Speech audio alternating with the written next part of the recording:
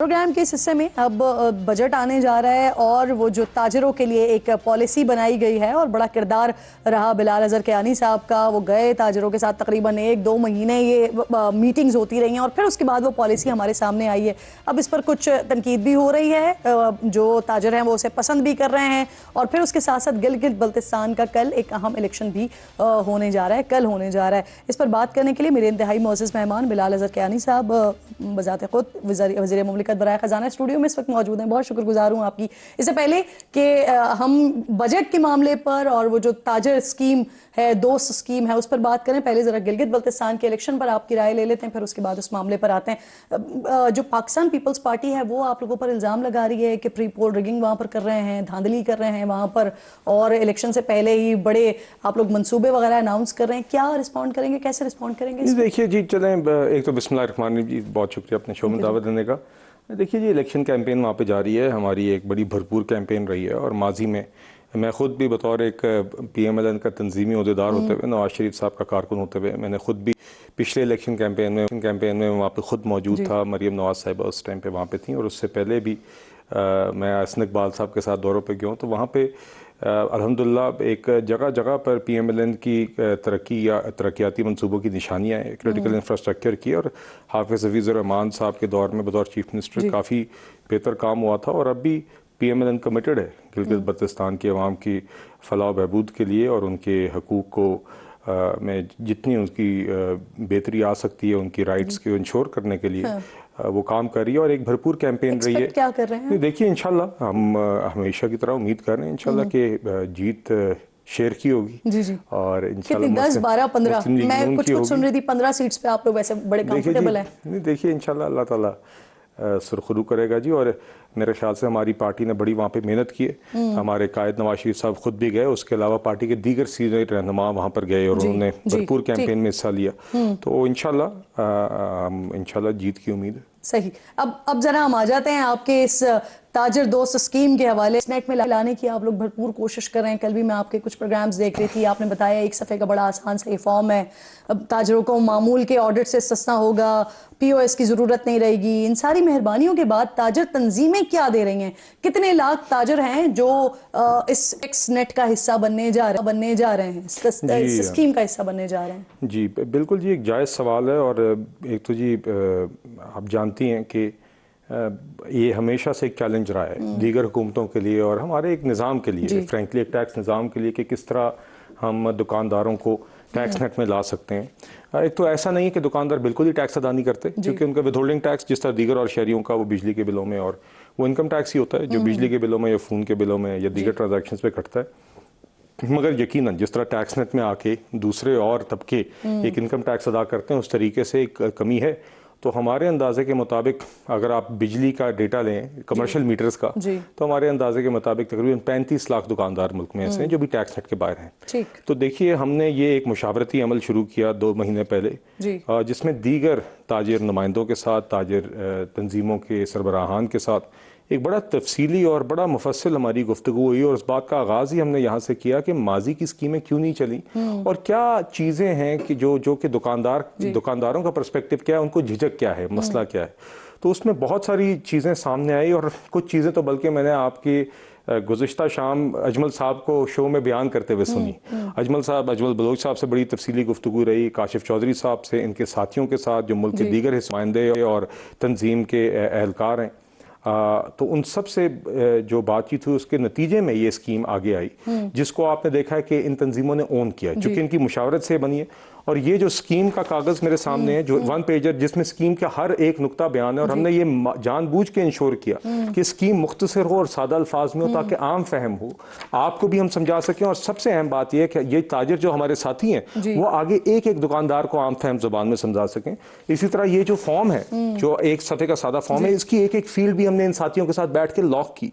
हमने एक एक फील्ड के ऊपर इत्तफाक कराया, एक अंडरस्टैंडिंग बिल्ड की, और उसके बाद आपने देखा इनने मुतालबा किया और फाइनली इस स्कीम में आने के बाद जो एक FBR की प्लेट का हमने वादा किया है कि हर दुकानदार को एक FBR प्लेट मिलेगी, जिसके ऊपर ये लिखा हुआ है कि ये दुकानदार एक फर्स्ट शनास टैक्स गुजार है, और इसके ऊपर एक QR कोड है। इस प्लेट का डिजाइन भी हमने उनके साथ लॉक किया।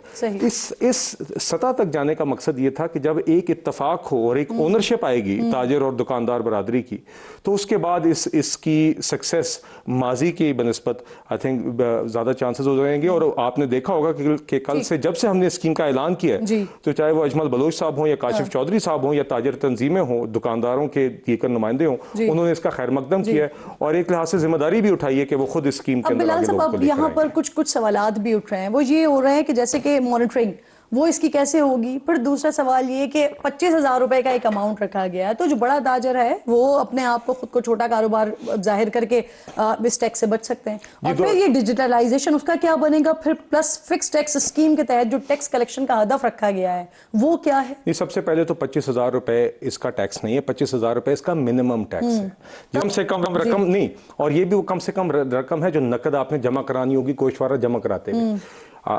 टैक्स असल में 1% है टर्नओवर के ऊपर। तो साल की जो जिसको हमने फॉर्म पे लिखा है सालाना फरोख्त माल, जो वो रकम जो भी आप दर्ज करेंगे अपने डिक्लेरेशन में, उसके ऊपर 1% टैक्स कैलकुलेट होगा। उसमें से जितना आपका विदहोल्डिंग टैक्स बिजली के बिलों में, फोन के बिलों में होता है, वो उसमें से एडजस्ट होगा। मगर वो एडजस्टमेंट इस हद तक है कि आपको कम से कम 25,000 रुपए नकद जमा कराने होंगे। जिस तरह नॉर्मल टैक्स रिजीम में आपका रिफंड बन सकता है, आपका टैक्स क्रेडिट बन सकता है, इस स्कीम में कोई रिफंड नहीं। एग्जैक्टली मेरा यही सवाल जो आपने बात की ना, कि अगर जो बड़ा जिसका कारोबार है, अगर वो अमाउंट छोटा लिख रहा है तो उसका जो 1% वो दे रहा है, नहीं अब मैं मॉनिटरिंग तो नहीं है। नहीं, अब मैं दूसरी जगह पे आता हूँ। ये स्कीम है ही उस दुकानदार के लिए जिसका टर्नओवर मैक्सिमम 20 करोड़ रुपए है साल का। अगर आप मौजूदा फाइलर हैं और आपके पिछले 3 सालों में टर्नओवर किसी भी एक साल में 20 करोड़ से ज्यादा नहीं है, तो तभी आप इस स्कीम के अंदर मौजूदा फाइलर आ सकते हैं, क्योंकि ये छोटे दुकानदारों के लिए स्कीम है। और दूसरी शर्त ये है कि अगर कोई मौजूदा फाइलर इस स्कीम पे आता है जो उस मयार पे उतरता है, तो उसके ऊपर ये शर्त है कि उसने कम से कम पिछले साल जितना टैक्स अदा करना। ये स्कीम में शर्त का हिस्सा है। जो नॉन फाइलर हैं वो तो पहली दफा ही डिक्लेयर कर रहे होंगे, तो जो भी उनकी डिक्लेरेशन आएगी उनकी पहली बिल्कुल ठीक। ताजिर बरादरी के लिए तो, ताजिर तबके के लिए तो यहाँ पर बात हो रही है, लेकिन जो सैलरीड क्लास है डेफिनेटली उनका भी बड़ा रेलिवेंट सवाल है कि आने वाले बजट में हमारे लिए क्या होने जा रहा है। बिलाल साहब यहीं मौजूद हैं, इस सवाल का जवाब इनसे लेते हैं एक ब्रेक के बाद।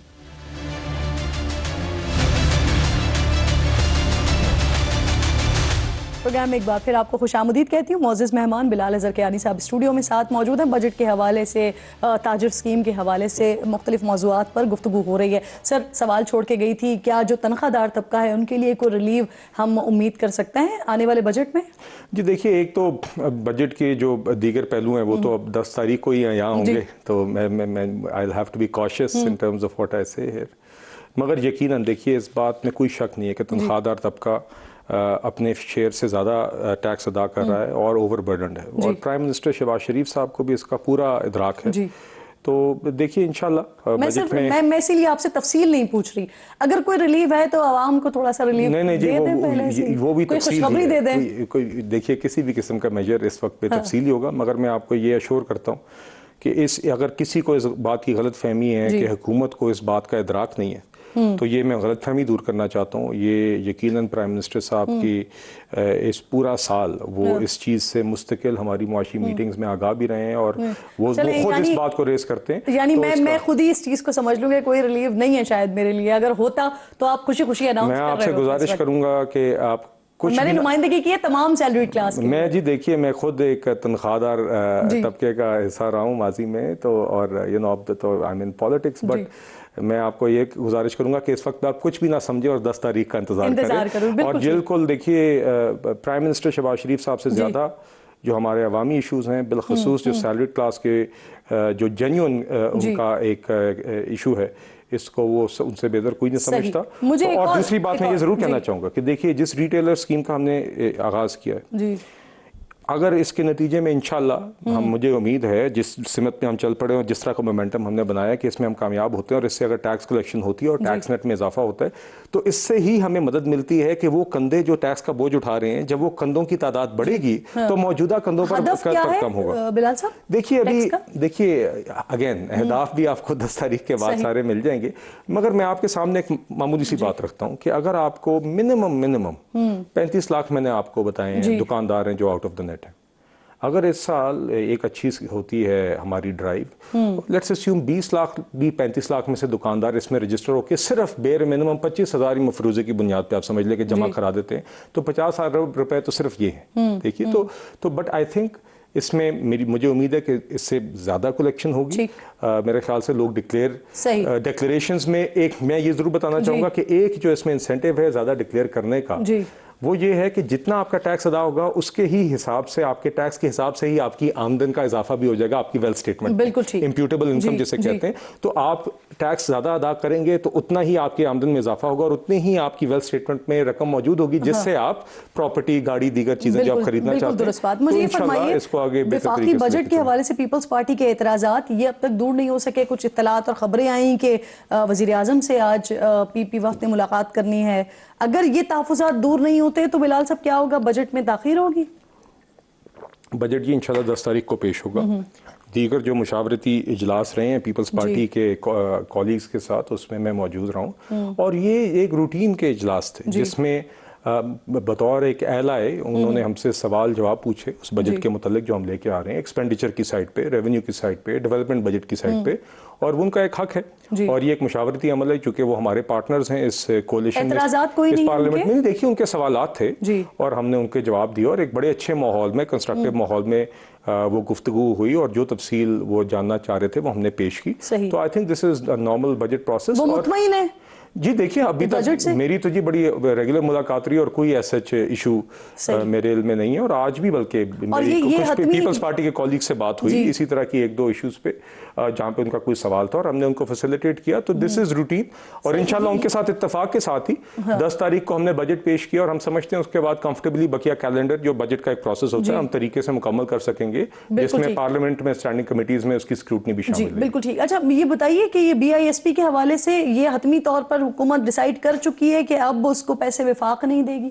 नहीं, देखिए इस नेचर का कोई भी फैसला जो है वो सबके साथ इत्तेफाक के साथ होगा। तो इंशाल्लाह जब होगा तो अगर कोई ऐसी बात कोई भी इस नोयत की बात एक तरफा नहीं होती तो इंशाल्लाह यही वो मामला है जिसपे इस वक्त बड़े हार्श स्टेटमेंट्स दोनों तरफ से आ रहे हैं। नहीं इंशाल्लाह देखिए जी हम आगे अपने एलाइज के साथ हम एंगेज्ड हैं। मेरी जो इकोनॉमिक टीम की जो मीटिंग्स हुई हैं पीपल्स पार्टी की टीम के साथ जिसमें CM सिंध भी शामिल हैं, जिसमें नवीद कमर साहब हैं, शरीर रहमान साहब हैं, सलीम मांडीवाला साहब हैं, उनके साथ बड़ी हमारी कंस्ट्रक्टिव मीटिंग्स हुई हैं और इंशाल्लाह 10 तारीख को आप देखेंगे बजट लेवी बढ़ाने जा रहे हैं आप लोग? नहीं जी, नहीं जी, मैं 80 से उसको कोई 100 रुपए से ऊपर लेके जाना चाह रहे हैं? नहीं जी, देखिए अगेन मैं आपको ये बताऊंगा, आप जितने मासूमाना सवाल पूछेंगे बजट के हवाले से उसके जवाब मैं 10 तारीख के बाद पेश करूंगा और इंशाल्लाह क्योंकि मैं इस वक्त बाउंड कोई ऐसी बात मासूमाना नहीं है तो बुनियादी सवाल है ना, ये तो बता सकते हैं ना कि लेवी बढ़ रही है या नहीं बढ़ रही? आपके